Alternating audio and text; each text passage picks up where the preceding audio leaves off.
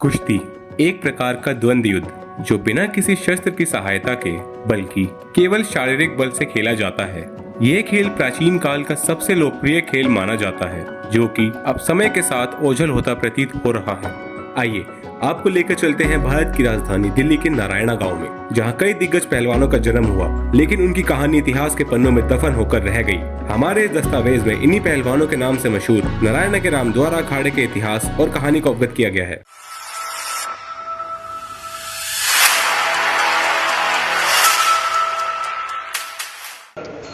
कुश्ती सिर्फ सेहत बनाने के लिए होती है कि दंड बैठक लगाओ, वर्जिश करो, खूब दबा के दंड लगाओ, बैठक लगाओ, उससे सेहत बनती है। और रोटी खाओ, घी दूध से सेहत नहीं बनती, ना फल फ्रूट से बनती है तो अन्न खाने से बनती है, क्योंकि जान जो है अन्न में है और किसी चीज़ में नहीं है। जब हम करते थे तो हम दूसरी दंड बैठक लगाते थे, अब जो है 70 चीज़ करते हैं, उससे भी सेहत नहीं बनती। पहले था हमारे अखाड़े में मिट्टी खोदते थे, एक दो दफ़ा खोद लगा दी और पानी डाल दिया। खोद इतनी होनी चाहिए कि उसमें खोदते समय मिट्टी ना उड़े, इतना पानी पड़ना चाहिए उस अखाड़े में। ये जो गद्दे हुआ करते हैं ये जूडो के लिए है, कुश्ती के लिए नहीं है। कुश्ती के लिए तो अखाड़ा ही है यही। पहले तो ऐसे ही थे, देसी दंगल की कुश्ती होती थी, उन्हीं में लड़ते थे। शारीरिक बल तो वर्जिश करोगे तो बन जाएगा। हाँ, वर्जिश से ही बनता है। वर्जिश चोरी की होती है, किसी के सामने नहीं करनी।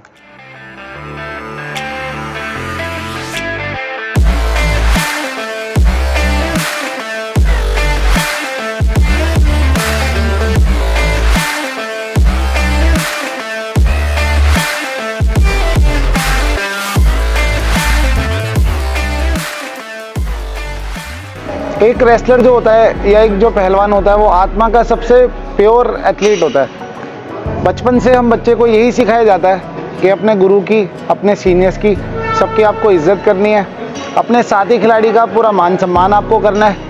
और बचपन से उसमें ऐसे गुण हम डालते हैं कि वो बच्चा जब आगे चल के समाज में जाता है तो एक अच्छा एथलीट, एक बेहतर पर्सन बनता है। और कोई भी रेसलर हो, कहीं से भी आता हो, इंडिया के किसी भी गाँव से आता हो, जब उसकी स्टार्टिंग होती है तो वो मिट्टी से होती है। आगे चल के वही रेसलर सुशील कुमार की तरह या योगेश्वर दत्त की तरह या रवि दहिया की तरह या बजरंग पुनिया की तरह ओलंपिक में मेडल लेता है, वो मैट रेसलिंग पे लेता है। बट कहीं ना कहीं उसकी स्टार्टिंग किसी गांव के छोटे से किसी अखाड़े से ही होती है। एक बहुत ही रोचक किस्सा है जो मैंने अपने बुज़ुर्गों से, अपने गुरुजी से या नारायणा में सीनियर लोगों से सुना। वो था भगवाना पहलवान जी की और गामा पहलवान जी की कुश्ती। गामा पहलवान को हर कोई जानता है। आज के टाइम में जो मिट्टी के अखाड़े वो बंद होते जा रहे हैं। दिल्ली में ऑलमोस्ट आज से तकरीबन 5-6 साल पहले 3000 के करीब कच्चे पक्के ही सही लेकिन अखाड़े मिट्टी के थे, वो आज के टाइम में लेस देन 500 बच गए हैं। तो कोई तो रीज़न है कि वो अखाड़ा बंद हो रहा है। एक रीज़न ये है कि मिट्टी की रेसलिंग में जो बच्चा आता है वो एक एम होता है उसका ओलंपिक रेसलिंग में जाना, तो वो बहुत जल्दी मिट्टी की रेसलिंग छोड़ के मैट रेसलिंग पे चला जाता है। एक रीज़न है ये। दूसरा रीज़न है मिट्टी की रेसलिंग में गवर्नमेंट से ग्रांट नहीं आती। आप अगर मैट रेसलिंग में अच्छा परफॉर्म कर रहे हो तो गवर्नमेंट से किसी भी बच्चे को अर्ली एज में एक स्कॉलरशिप अमाउंट मिल जाता है, तो बच्चा मैट रेसलिंग की तरफ जा रहा है, मिट्टी की रेसलिंग की तरफ नहीं जा रहा। लेकिन मैं अभी भी कहूँगा छोटे बच्चों का रुझान, अगर वो ओलंपिक तक पहुँचना चाहते हैं तो उसकी सीढ़ी, सबसे पहला स्टेप अखाड़ा या मिट्टी की रेसलिंग है। जो गुरु शिष्य का कल्चर है, अखाड़े में आप आते हो, आपको गुरुजी का आशीर्वाद मिलता है, आप एक गुरु को पगड़ी बांधते हो, गुरुजी के सानिध्य में आप एक्सरसाइज करते हो, अपने सीनियर्स के आप गाइडेंस पाते हो। तो ये बहुत चीज़ इंपॉर्टेंस है जो कहीं ना कहीं खोती जा रही है आज के टाइम में। पेशेंस लेवल, चाहे वो कोई नया रेसलर हो या नया पहलवान हो, उसमें भी नहीं रहा। लेकिन मैं चाहता हूँ कि छोटे बच्चे जो हैं वो सीखें, वो अपने सीनियर से सीखें, अपने बुज़ुर्गों से सीखें और उनका आशीर्वाद लेते हुए आगे सक्सेसफुल बने। 1980 से लेके अब तक तकरीबन 15 से 20 हम इंटरनेशनल रेसलर और कबड्डी प्लेयर हम दे चुके हैं। तो करेंटली अभी हमारे पास 22 से 25 बच्चे हैं जो कर रहे हैं। अलग अलग एज ग्रुप के बच्चे हैं और उनमें से 3 बच्चे ऐसे हैं जो अभी करेंटली नेशनल खेल के आए हैं और होपफुली आगे आने वाले टाइम में इंटरनेशनल भी जाएंगे। और इसी को लेके हम आगे बढ़ रहे हैं और बच्चों को मेहनत करा रहे हैं। 3 बच्चों में से सबसे ज़्यादा मैं मेंशन करना चाहूँगा, मेरा सबसे अच्छा बच्चा है साहिल। बेसिकली 2015 से मेरे पास ट्रेनिंग कर रहा है। बच्चा बहुत ही अच्छा है। स्टार्टिंग के 2 से 3 इयर्स उसने बहुत ट्रेनिंग करी है, बहुत ज़्यादा ट्रेनिंग करी है। उसको जो फल मिला वो थोड़ा अब जाके मिल रहा है। अभी रिसेंटली नेशनल खेल के आया था, टॉप 16 में पहुंचा था। मेडल नहीं निकला, लेकिन बहुत ही जल्दी वो नेशनल में हमें मेडल देके इंटरनेशनल भी जाएगा।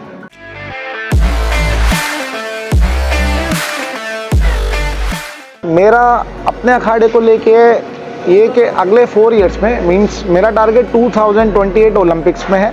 अभी तो पेरिस ओलंपिक है 2024 में, उसमें तो मैं कोशिश करूँगा कि बच्चा मेरा वहाँ की ट्रायल तक चला जाए। बट मेरा विजन है कि 2028 ओलंपिक में मैं नारायणा से एक रेसलर या एक जूडो प्लेयर ज़रूर दूँ। तो ये मेरा एक फोर्थ कमिंग विजन रहने वाला है और इसको लेके मैं बहुत सीरियस हूँ और इसी पे हम मेहनत कर रहे हैं। वर्कआउट प्लान हम साहिल को लेके चल रहे हैं, उसका हर 3 मंथ्स में हम रिव्यू करते हैं परफॉर्मेंस का और उसकी वर्कआउट प्लान को, ट्रेनिंग को चेंज करते रहता है।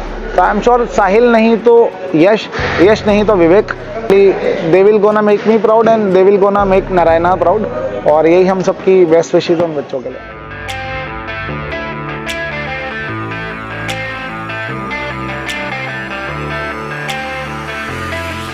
मेरा नाम साहिल है।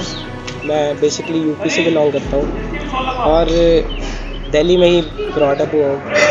क्लास भी दिल्ली से ही ली है सारी। अप्रॉक्स शायद मैंने 6th क्लास में रेसलिंग स्टार्ट करी थी। मेरे को 6 साल हो चुके हैं लगभग।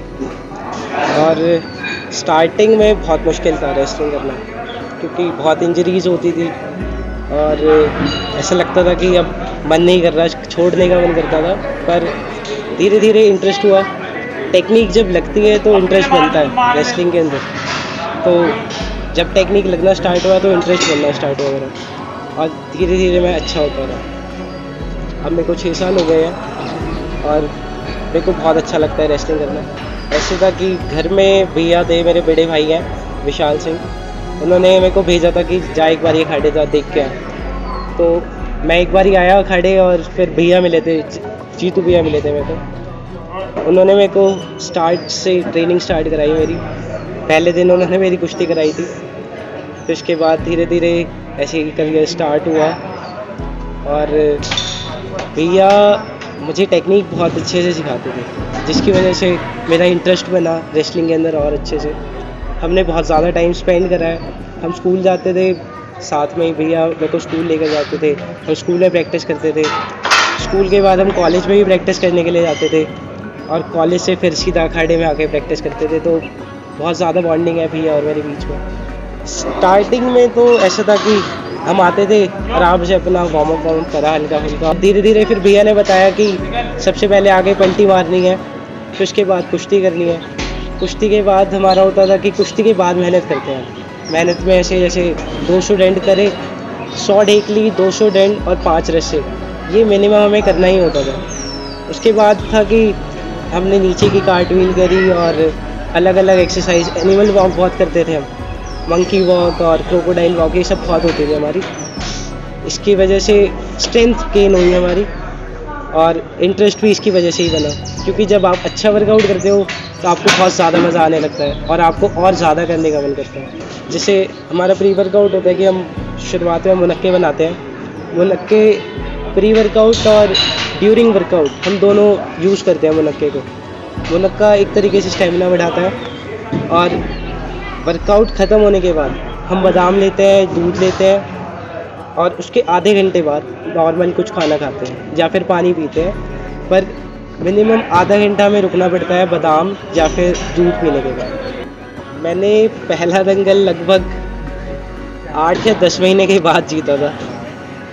जब मैं स्टार्टिंग करी थी रेसलिंग तो मैंने 8 या 10 महीने के बाद पहली कुश्ती जीती थी मैंने। उसके बाद धीरे धीरे हारता जीतता, बहुत सारे दंगल में हारा भी हूँ, बहुत सारे दंगलों में जीता भी हूँ।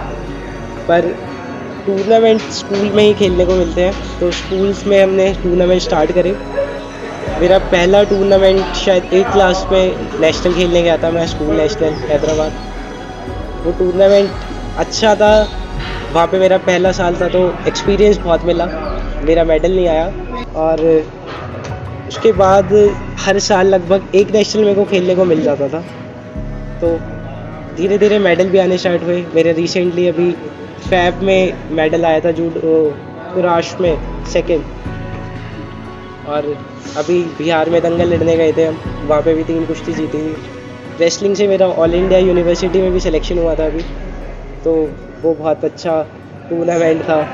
मेरा इस साल का है कि इस साल मैं ऑल इंडिया में सबसे पहले मेडल मारूँ। मेडल अगर इस साल लग जाता है तो बहुत अच्छी बात है। और धीरे धीरे मैं चाहता हूँ कि वर्ल्ड चैम्पियनशिप में भी मेडल लगे।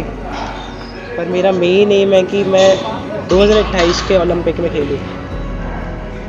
ये मैं चाहता हूँ और ये होगा भी, क्योंकि मैं जानता हूँ अपने आप को कि मैं कर सकता हूँ। और 2028 के ओलंपिक में ज़रूर खेलूँगा मैं।